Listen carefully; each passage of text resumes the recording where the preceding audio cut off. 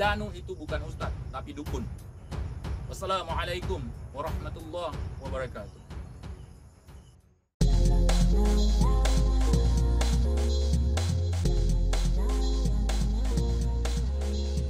Sekali lagi, saya katakan bahwa banyak yang dikatakan oleh Danu itu menyimpang dari kebenaran. Bahkan dia ada yang berbohong, banyak yang dia bohong. Ucapan dia banyak dustanya, teman-teman. Melihat Dajjal dusta dia. Atau memang dia dusta atau ditipu sama jin yang ngaku Dajjal. Ya. Dajjal yang saya diizinkan oleh Allah Ta'ala terlihat itu kayak mata aja satu gitu. Jadi mata satu, dia tangannya kayak ada tangan tuh banyak dia. Jadi jin tuh dikuasai kayak seperti tangan-tangannya dia. Seperti itu. Mata aja? Mata aja. Mata aja satu. Glup, kedip gitu. Kedip gitu aja. Nah ini memang kalau, wah ini apa ini yang namanya Dajjal ya. Memang kita harus pahami bahwa saya sendiri diizinkan mengetahui oleh Allah Ta'ala bahwa itu Dajjal. Kita harus pahami bahwa saya sendiri diizinkan mengetahui oleh Allah Ta'ala bahwa itu Dajjal.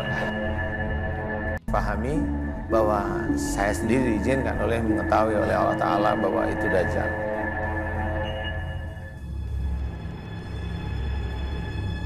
Kalau ada yang mengaku Dajjal, kalau ada misalnya Anda bisa mengobati orang ngaku dia Dajjal, itu bukan Dajjal. Itu hanya pengakuan daripada jin, teman-teman. Apalagi yang ngaku si Danu ini membuat pernyataan bahwa Dajjal yang dia lihat itu matanya satu, katanya di sini. Sedangkan dalam penjelasan Al-Quran kita, Dajjal itu matanya dua. Satunya ketutup, satunya enggak terbuka, kan begitu. Itu secara syariat ya, secara syariat, teman-teman. Kalau menjelaskan secara hakikat nanti lain lagi cara jelaskannya, teman-teman. Dan bukan untuk dijelaskan di sini. Tetapi kalau saya sempat, insya Allah kalau ada waktu dipertemukan dengan Danu ini, saya akan obrak-abrik, saya akan bahas semuanya. Bukan obrak-abrik dia, mengobrak-abrik penjelasannya. Saya akan jelaskan sedetail-detailnya kepada dia. Saya berjanji.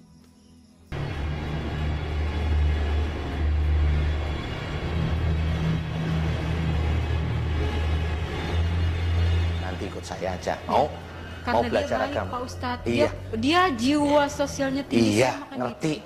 Saya bisa lihat kamu. Iya. Kamu nggak bisa lihat saya. Saya lihat. Lihat kayak apa coba? Pak Ustadz Danu yang belakangnya teman-temannya saya tahu. Temennya siapa coba? Tahu. Lah ngarang aja kamu Pak itu. Ustadz, ya namanya orang manusia yang bisa melihat jin itu, ya pasti itu udah ketahuan berarti apa? Memang digangguin jin. Kayak Apanya? Pak Ustadz. Pak Ustadz ngeliat saya. Enggak. Ini kan bukan saya. Enggak. Kita tahu. Enggak. Berarti Pak Ustadz berarti gangguan jin. Enggak. Ya sudah, makanya udah santai aja. Ya udah. Ya.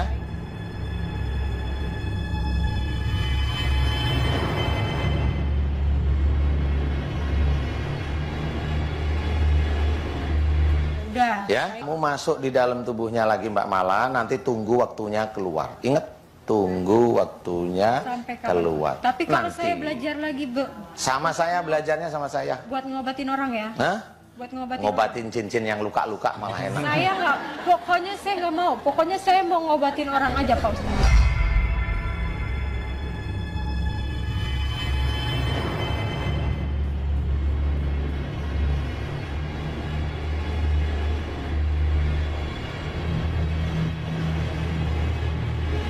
Kamu mulai hari ini, seluruh para malaikat akan memegang kamu.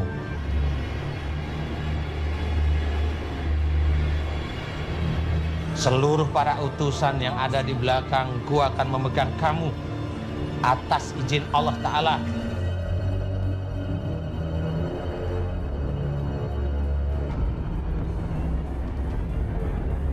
Kalau kiai yang benar, ustadz yang benar, tidak mungkin dia bisa melihat jin. Kadang ada orang yang ngeyel. Bohong kamu. Buktinya Nabi Sulaiman alaihi salam bisa melihat jin. Selalu dikiaskan kepada Nabiullah Sulaiman alaihi salam. Ini jelas kias wal farid. Dah bereslah dikiaskan sama para nabi. Imam Al-Baihaqi telah meriwayatkan riwayatnya dari Ar-Rabi' dalam kitab Manaqibus Syafi'i. Beliau mengatakan, Sami'tu Asy-Syafi'i yaqul. Ar-Rabi' pernah mendengar bahwasanya Imam Asy-Syafi'i rahimahullah berkata, Man za'ama annahu ra'al jinna abtalna syahadatahu illa an yakuna nabiyyan.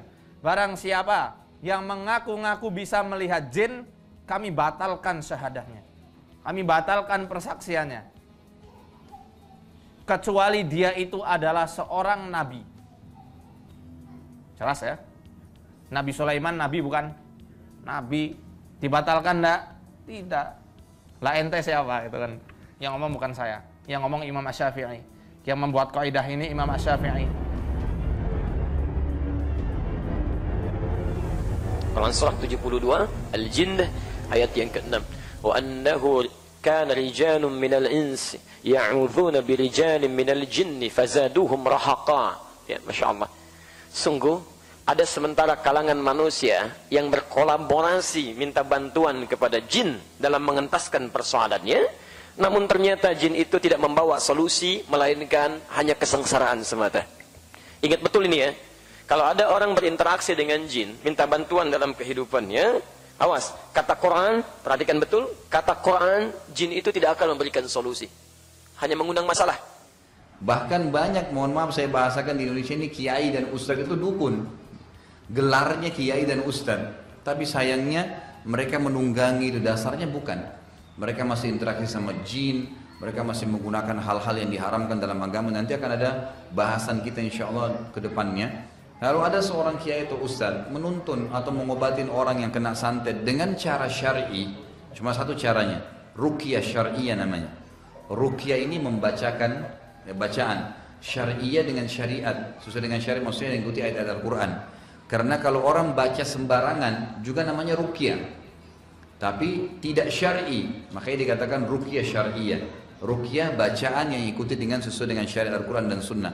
Kalau tuntunannya ruqyah, dibacain ayat ruqyah, membaca Al-Fatihah, membaca ayat kursi, baca Al-Ikhlas, Al-Falaq, An-Nas, beberapa surah tentang Nabi Musa dengan Fir'aun, lalu ditiupkan ke badan orang yang sedang kena sihir, maka itu syar'i, nggak ada masalah, kan gitu. Menggunakan tuntunan Nabi SAW, daun bidara yang dihancurin, ya, daun bidara ini kalau Indonesia bilang apa namanya, apel India, pohon apel India, diambil daunnya itu di lembar, kemudian dihancurin, ya, kalau kita sekarang bisa di blender, dicemplungin di air, diruqyah, airnya boleh diminum, boleh dipakai mandi, gitu kan. Ini juga bisa menggunakan minyak zaitun, minyak habas sauda yang diruqyah, itu juga bisa. Ya, kalau caranya sesuai dengan syar'i, dia membacakan ayat-ayat saja sesuai tuntunan Nabi SAW, maka tidak ada masalah.